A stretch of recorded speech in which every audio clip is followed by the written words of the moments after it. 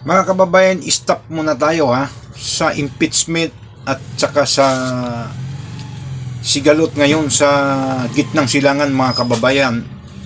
Ito mga kababayan ang magandang balita ngayon sa mga manggagawa nating matagal nang naghahangad ng mataas na sahod or sapat na sahod mga kababayan. So ito ngayon ang pinaplantsa ng ibang mambabatas natin na kadalasan ay nasa sektor ng manggagawa. So itong Consolidated House Bill mga kababayan, kung saan pinagsama-sama ng mga mambabatas na gumagawa ng resolusyon nito para magiging national minimum wage rate system na. So wala na yung provincial rate. Kung ito'y magiging batas mga kababayan, lahat sa buong bansa ay pariho na ang magiging sahuran mga kababayan dito sa Metro Manila. So himay-himayin natin ito sino-sino yung mga mababatas na nagpursige nito, sino yung mga counterparts nila na mga labor groups, mga party list representatives, at kung anong mga batas itong mga masasagasaan ito na gusto nilang palitan mga kababayan. So unahin natin itong House Bill na pinaplantsa nila ngayon na ayon pa kay Speaker Bujide mga kababayan, hindi lang siya nangako mga kababayan, kung hindi nag-commit siya, naniniguro siya na papasa ito sa Kamara mga kababayan. So itong House Bill number 55, 94, 3266, 4102 and 5924 mga kababayan, kinukonsideridit ito, pinagsama-sama ito Ang gusto nilang patayin dito mga kababayan ay itong batas na ito. Ito yung kasalukuyang wage rate natin. Itong Presidential Decree number 442 or itong tinatawag na Labor Code of the Philippines or Tripartite Wages and Productivity Board. So papatayin dito sa itong mga pinaghalo-halo nilang mga bill mga kababayan na pinamagatan nilang National Wages and Productivity Commission. Magiging resulta nito, kung magiging batas nito mga kababayan, ito na yung National Minimum Wage Rate System. So abolish na ang Provincial Wage Board. Wala ng provincial rate kung makakapasa ito. So ngayon mga kababayan, ang mga kongresista o ang mga mambabatas na gumawa nitong batas nito mga kababayan, sa isahin ko ito si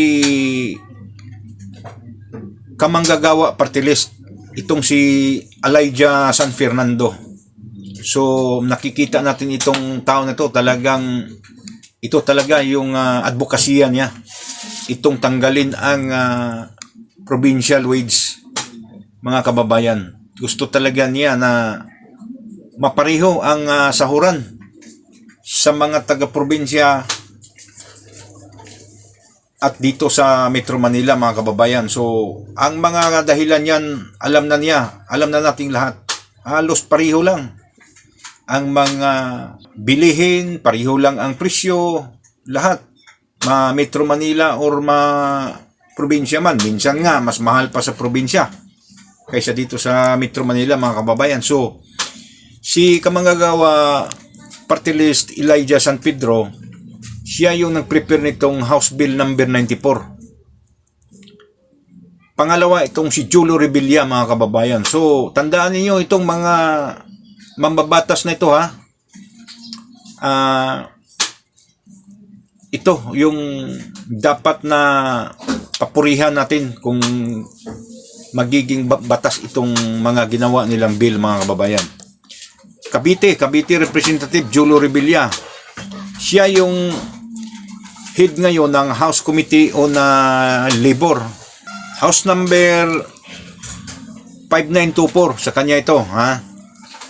Si Congressman Adrian Salcida ng Albay, House Bill number 55. Josepina Talyado, Camarines Norte, House Bill number 3260. Ramon Guico sa Pangasinan, House Bill number 4102. At sa mga labor group, mga kababayan, ha, ano lang sila, limang kongresista ang nagplansya nito. Sa labor, mga kababayan, ito tumulong din itong mga itong United Philippines Hospital Unions of the Philippines, National Federation of Labor, One Release, Workers and Peasants Party of the Philippines, United Filipino Services Worker, National Federation of Labor Unions, Council of Teachers and Staff of Colleges and Universities of the Philippines, Philippine Liaison Council, at saka itong bukluran ng progresibong mag-aaral, mga kababayan. So, yun ang mga labor sector na tumutulong dito sa pagsagawa nitong bill na ito na magiging batas. So, ang magiging outcome nito, mga kababayan, kapag magiging batas ito ay sa non-agricultural sector workers, non-agricultural, ha, ito yung tinatanggap ngayon sa Metro Manila, mga kababayan, 695 per day ang 8 hours. Agricultural naman ay 658 per day. Yun ang magiging rate lahat na, ha, sa buong Pilipinas kung magiging batas ito. So magandang balita ito, mga kababayan. So sa manufacturing establishment na mayroong mga regular employee na hindi bababa sa 10, so 658 din yun, ha, ang per day. Parang katumbas ng agricultural sector. Ang retail establishment naman na mayroong 15 manggagawa pababa, ganun din, 658 din. So maraming mga negosyante dito na apektado dito sa panukalang batas na ito, mga kababayan. So yung mga negosyante ngayon na mayroong 10 pababa na tao sa manufacturing, so 10 workers below, ha, 10 workers below, at saka yung retail establishment na mayroong 15 workers below, masasagasaan sila dito, ha, 658 per 8 hours. So walang lusot dito ang mga negosyante na magkakaroon ng tao na 10 pababa. So kasama sila dito sa panukalang batas nito, mga kababayan. May binigay ang panukalang batas ito na 3 taon transition period, kung saan sa loob ng 3 taon kailangan kung ano ang present sahod ng mga manggagawa nila ngayon, kailangan pagdating ng 3 taon may bigay na nila ng buo ang diferensya. So halimbawa, sa unang taon mayroon silang 35% increase, ha? So halimbawa, nagpasahod sila ng 695 per day sa non-agricultural. So magkano bang 35% yan? So ibibigay mo na nila yan. Halimbawa, nagpasahod sila ngayon ng 300 plus 35% of 695, yun ang ibibigay nila sa mga magagawa nila. Sa pangalawang taon, 30% na naman ang magiging increase. At sa panghuling taon, kailangan malibil na nila, mapantay na nila, maabot na nila yung uniform salary grade sa minimum wage ng National Capital Region. So magandang balita ito mga kababayan. So maraming salamat na may mga mambabatas. Actually 5 sila dito na talagang pinagsama-sama nila yung mga bill nila para buuhin itong batas na ito, itong National Minimum Wage Rate System. So ang mangyayari dito mga kababayan, ayon pa kay Speaker Bujidi, hindi lang siya nangako, kundi nag-commit siya. Naniniguro si Speaker D na papasa ito sa mababang kapulungan.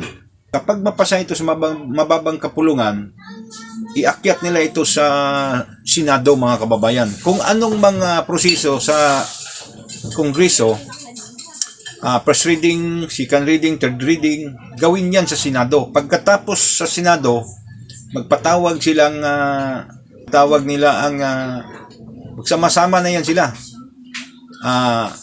Lower House, Senate, mag-usap-usap yan sila.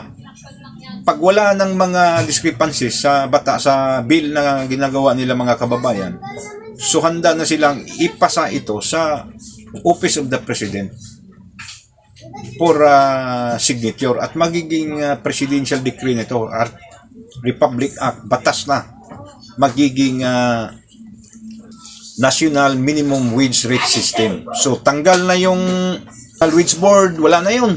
Wala na yung mga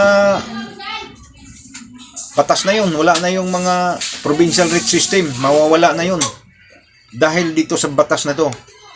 So antabayanan natin itong mga kababayan kasi ayon pa ni Secretary Bujidi, baka ito daw ang pinakamasayang regalo ng mga manggagawang Pilipino ngayong darating na araw ng manggagawa Mayo 1 mga kababayan. So antabayanan natin ito at magandang balita ito sa mga manggagawang Pilipino na ipapareho na ang sahod sa probinsya dito sa Metro Manila. So manatili tayong magmatyag, manatili tayong makikibaka at makikialam sa mga nangyari ngayon sa ating bansa. Panalangin din natin ating inang bayan para sa kapayapaan, katahimikan at kaunlaran. Mabuhay tayong lahat. Mabuhay ang Pilipinas.